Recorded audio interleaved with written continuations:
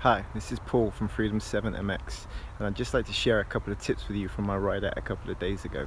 So a couple of things I noticed was, one, my body. So the next day after, there were certain areas on my body that was like really hurting. So, my upper back to the middle of my back, that was hurting a lot. So this gives us tips that, this is a place where we need to work out a little bit more, maybe stretch a little. That also brings me to, after we ride, always try and stretch to loosen up those muscles. Take a nice hot bath with like Epsom salts. That will help to relieve any swelling, any pain, and any bruising that we might get too. As I've been out about 4 times now on the bike, obviously I'm getting faster and more confident each time. So this time obviously I was coming into the corners a lot faster, moving through the corners a lot faster, and obviously exiting the corners a lot faster. Now, one thing I did notice is that between 3rd and 4th there seemed to kind of be no man's land. So maybe 3rd was a little bit too low on some of the corners, 4th was a little bit too high. So from this, we can see that maybe I need to just change the gearing on that a little bit. I had to take it up a tooth or down a tooth to make it, either higher geared or lower geared, and see how that affects, the riding, your riding, and how the bike obviously reacts to that, and if it sits in that sweet place too. I mean, obviously there's going to be places on the track where it might be a little bit out, but you want to try and gear to the majority of the track. Now, from the last time we were out, we have a tie wrap that goes around the fork leg, and that actually gives us an idea of how much travel is being used on the bike. Now, basically we weren't using the full travel. We were using, I think, maybe 2 to 3 inches of travel wasn't being used.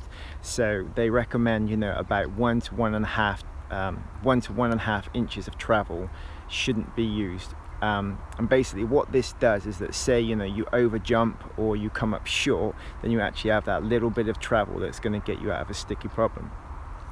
So what we did, we actually softened the front up a little bit. I think we dropped maybe like 3 psi on the air forks, and we were actually getting the correct travel that we were looking for. The only thing I did notice is on quite a few of the corners, as I was going into the corner, into the ruts that I was using before, it was kind of like oversteering, so it wanted to come out and pull out of the ruts on the inside.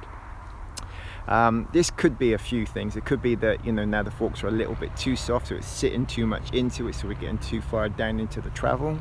It could be that the tires need maybe like a 1 or 2 psi in the front for that. Maybe we need to sit the bike a little bit more level.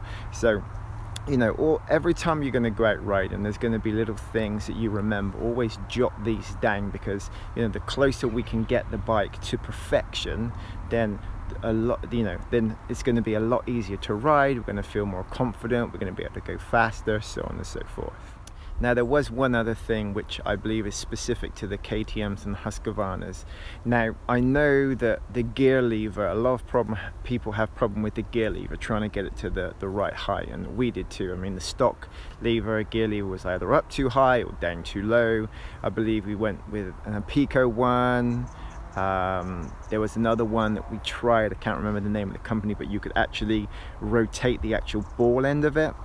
That didn't work, and we ended up going with the RFX one, and that for me was perfect. So, because I like to have my foot peg and my gear shift actually in level, but the thing that I noticed out last time is it just didn't quite feel comfortable enough, and also my brake lever wasn't quite feeling comfortable enough either. Now, what I've noticed on the bike is that instead of the foot pegs being flat like this, they're quite tipped up on the edges.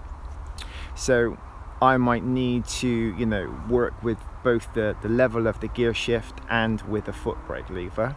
And also I'm also thinking about maybe looking at some different boots. I've been using the Tech 7s, which I really like, but I'm maybe going to go and have a look at the CD, because they're a much narrower and shorter profile, and also with the Fox Instinct, because they have this pivot thing. And I'm thinking, they may better suit my riding style. So like I say, you keep having to, you know, if you keep making these modifications and these changes to the way you ride, to your gear, to the bike, and so on and so forth, then obviously, you know, once you dial things in perfect, and you can just forget about all that stuff, just relax into what you're doing and go out there. And you know, if you're there to race to win, then you can go out and race to win. If you're there just to have fun and just enjoy your riding, then you can do that too. Okay, this is Paul, Freedom 7MX. See you on the track soon.